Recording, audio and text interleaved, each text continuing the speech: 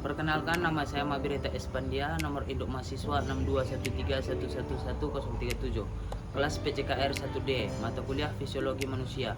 Saya akan menerangkan materi sistem saraf. Baik, selamat pagi. Perkenalkan, nama saya Mabireta. Saya akan menjelaskan atau menerangkan bagaimana sistem saraf manusia. Oke.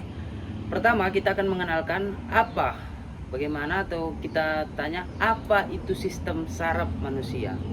Sistem saraf manusia ada sistem pengendali, sistem informasi yang terintegrasi, berfungsi menerima data, mengolahnya, menentukan respon, dan memberi perintah ke setiap orang tubuh untuk melakukan tindakan penting demi keadaan homeostasis.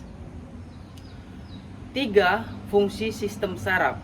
Jadi saraf ini memiliki 3 fungsi. Fungsinya apa saja? Satu, menerima informasi. Jadi informasi-informasi itu diterima oleh sistem-sistem saraf. Yang kedua, mengkomunikasikan informasi antara sistem saraf perifer dan sistem saraf pusat. Itu juga adalah bagaimana fungsi dari sistem saraf tersebut. Yang ketiga, mengolah informasi dan menghantarkan informasi. Dari di mana tadi informasi yang sudah diterima dari fungsi sistem saraf tersebut, dia diolah dan mengantarkan informasi tersebut ke sel-sel saraf atau ke saraf-saraf yang dibutuhkan. Sistem saraf dapat kita kenal atau disebut dengan neuron. Neuron, unit struktural dan fungsional terkecil dari sistem saraf. Neuron ini adalah terdiri dari dendrit. Dendrit adalah penerima rangsang ke saraf kita. Jadi yang kedua adalah badan sel. Badan sel tersebut adalah penyedia bahan makanan untuk sel-sel saraf. Ya, penyediaan bahan makanan untuk sel saraf pada tubuh kita. Yang ketiga adalah akson. Itu akson. Akson itu adalah membawa rangsangan dari badan sel ke saraf lain. Akson. Akson itu terdiri dari serabut panjang pada sel saraf atau neuron yang bekerja membawa keluar pesan yang sering disebut dengan eferen. Ya, neuron mengirim impuls listrik dari dalam sel melalui akson ke sel sasaran atau target. Dan setiap sel saraf memiliki satu akson panjangnya lebih kurang 20 cm. Struktur menyerupai tabung dan bercabang di ujung akhir. Ya, berhubungan dengan dendrit sel lain. Selaput myelin. Dapat kita kenal, selaput myelin adalah lapisan lemak berwarna putih melapisi akson. Dan selaput myelin itu adalah sebagai isolator elektrik. Selaput myelin ini juga tidak semua sel mengandung myelin. Fungsinya meningkatkan kecepatan sinyal saraf akson. Pembagian neuron ini ada 3, yaitu sensory neurons, interneurons of CNS, dan efference neuron. Masuk ke selanjutnya, bagaimana kita mengenal mekanisme penjalaran impuls.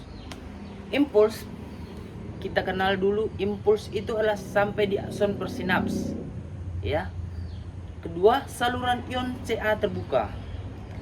Ion Ca itu adalah masuk ke translokasi vesikal. Ekskositosis atau yang disebut dengan keluarnya transmitter ke celah sinaps. Neurotransmitter berkaitan dengan reseptor. Efek eksitory mengantar atau inhibitori menghambat impuls.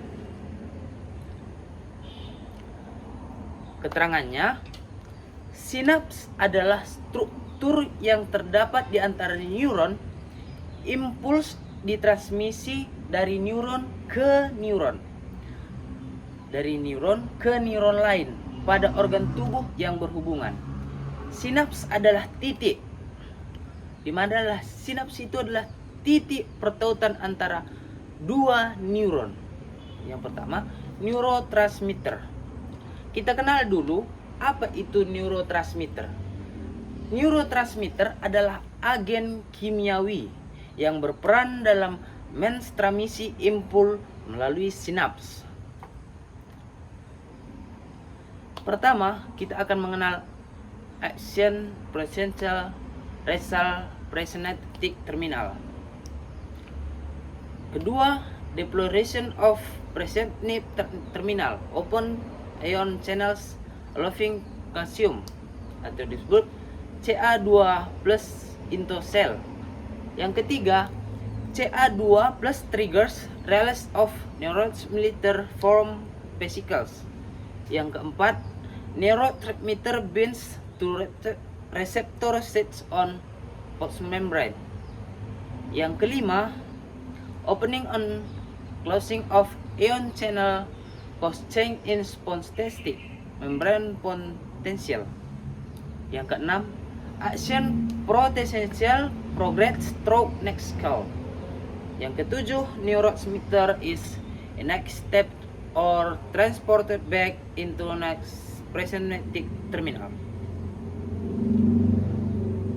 Nervous system yang kita kenal nervous system itu dapat diturunkan menjadi dua, yaitu central NS dan peripheral NS. Central NS itu juga ada juga dicabangkan atau juga dapat diturunkan. Apa saja itu central NS?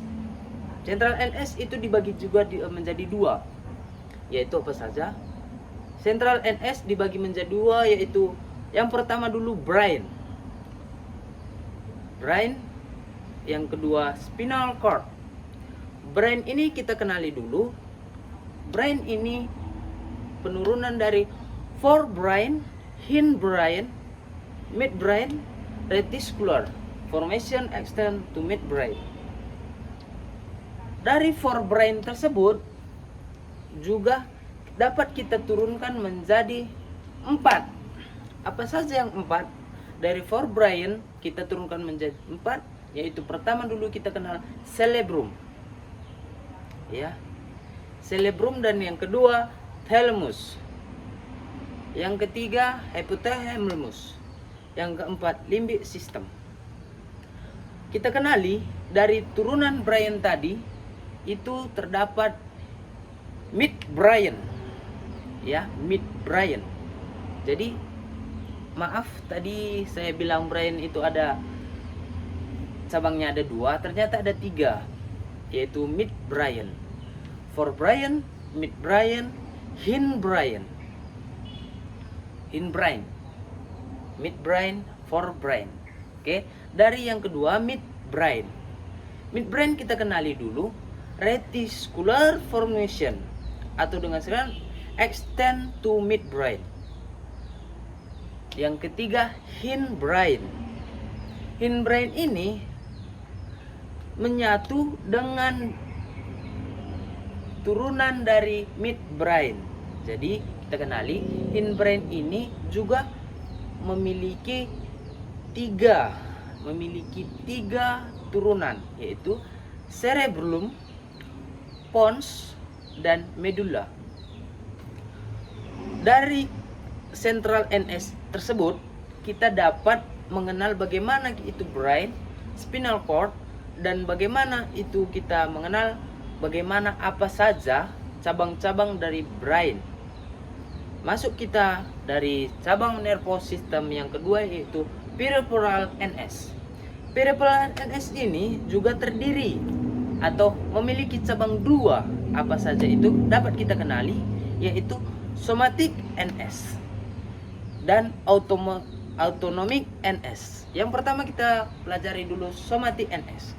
Somatic NS itu dibagi menjadi 2, yaitu efferent nervous dan efferent nervous. afferent nervus dan efferent nervus. Dari afferent nervus dan afferent nervus adalah cabangnya dari somatic NS. Yang kedua, autonomic NS. Autonomic NS adalah dua.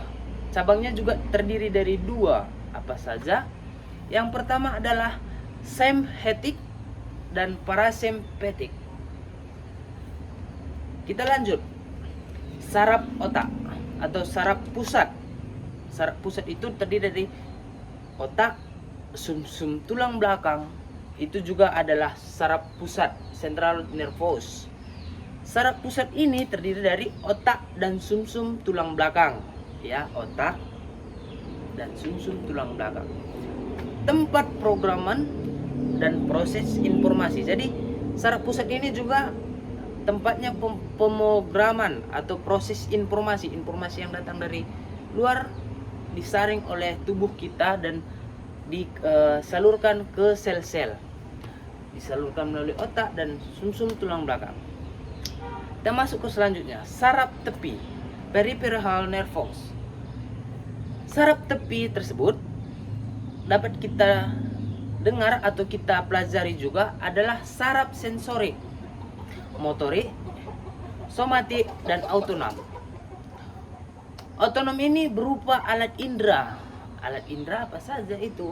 Alat indera itu seperti mata, mulut, hidung, telinga, kulit. Itu juga sebagai alat indera. Mendeteksi, mengirimkan impuls elektrokimia yang digunakan pada sistem saraf. Jadi dia juga dapat mendeteksi dan mengirimkan impuls elektrokimia yang digunakan pada sistem saraf.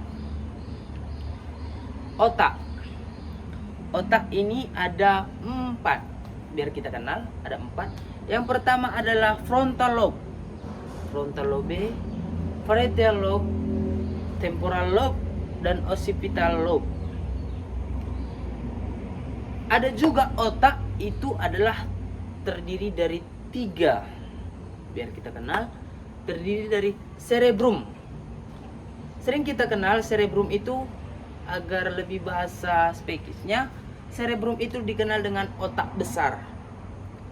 Cerebellum itu adalah otak kecil, dan brain system adalah batang otak. Cerebrum atau otak besar adalah struktur cerebrum terbagi menjadi cortex cerebri dan dens perhallusan subcortical. Cerebrum terdiri dari 2 belahan yang disebut hemisphere, yaitu ada di kiri dan ada dan kanan. Cerebrum adalah otak kecil. Cerebellum berhubungan dengan brain system, pons dan medulla oblongata dan midbrain. Terdiri dari 2 hemisfer, berfungsi untuk mengkoordinasikan aktivitas otot rangka, mempertahankan keseimbangan tubuh dan mengontrol gerakan. Lanjut, kita akan mempelajari bagaimana kita menerangkan cortex cerebri. Cortex cerebri dibentuk oleh badan sel neuron, serabut saraf yang tidak bermenyelin, neuroglia dan pembuluh darah, bertanggung jawab terhadap memori, bicara, persepsi, gerakan voluntary, kesadaran logistik, dan emosi.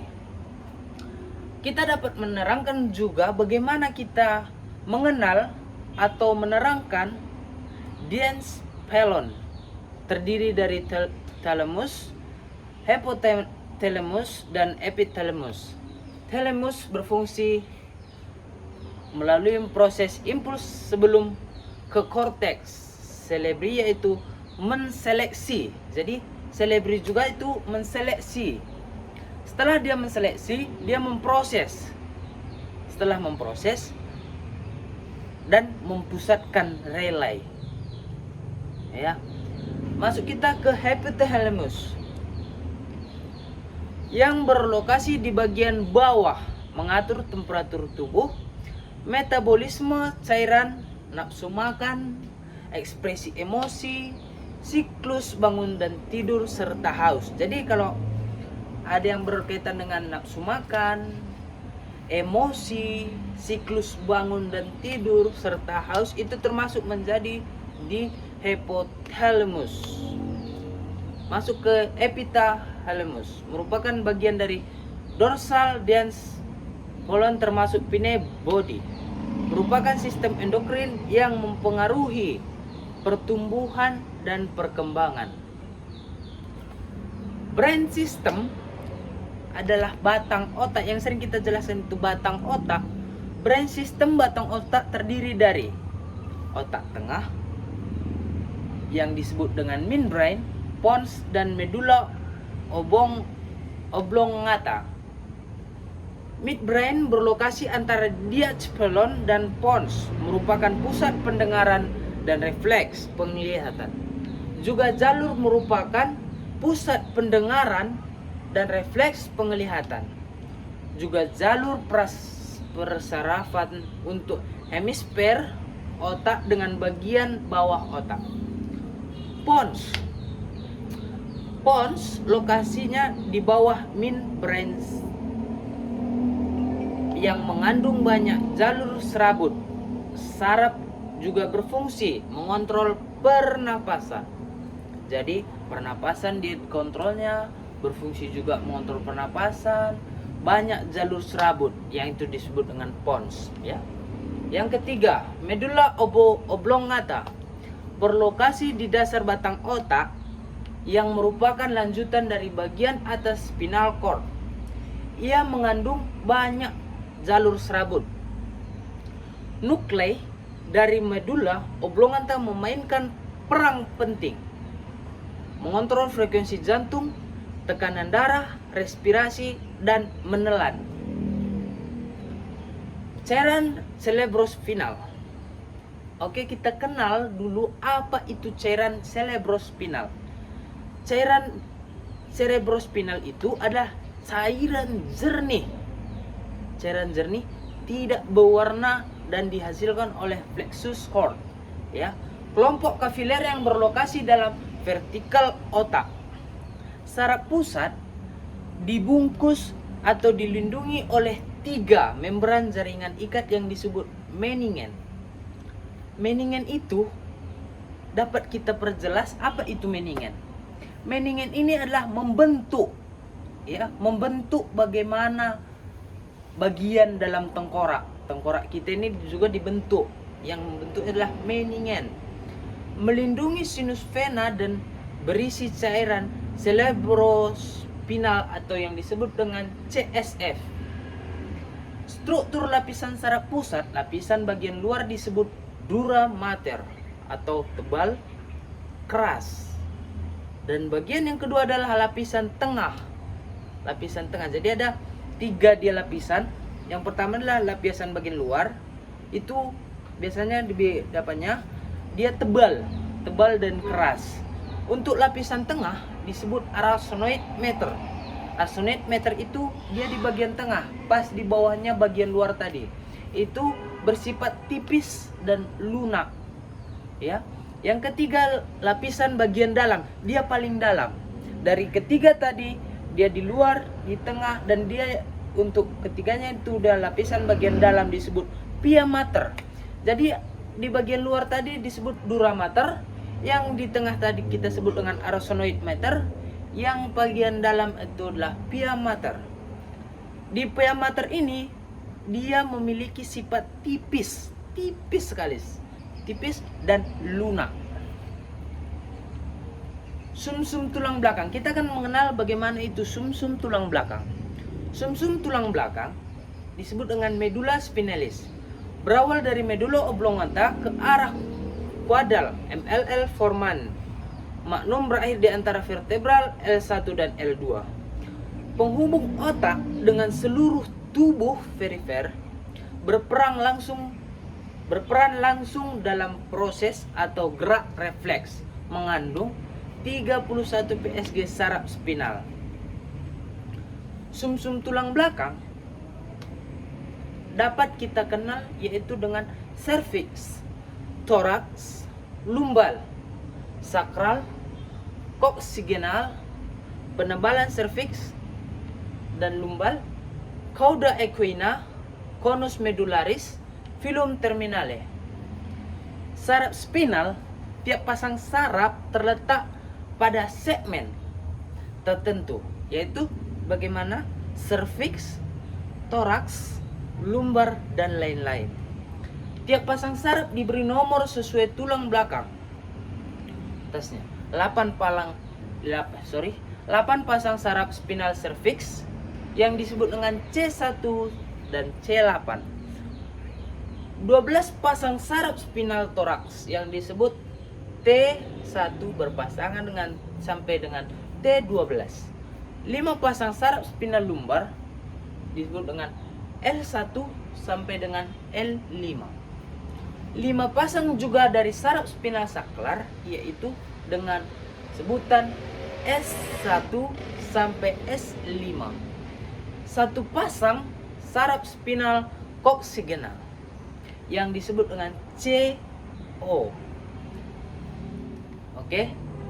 Saraf spinal itu terdiri dari 31 pasangan, terdiri dari 8 pasang saraf cervical mengurus, yang 8 ini mengurus daerah lengan, leher dan bahu. Lengan, leher dan bahu. Jadi 8 itu 8 saraf. Dari 8 itu dia mengurus daerah lengan, leher dan bahu. Oke. Yang selanjutnya 12 pasang torakal mengurus badan. Jadi badan kita ini ada 12 ya, 12 torakal. Jadi di dalam tubuh kita ini ya, dalam tubuh ada 12 pasang torakal yang mengurus badan. 5 pasang lumbal mengurus tungkai. Dapat kita terkenal apa saja itu tungkai. Dan 5 pasang sakral mengurus daerah pelvis dan sekitar pangkal paha. Pangkal paha kita, pangkal paha sini ya, sini.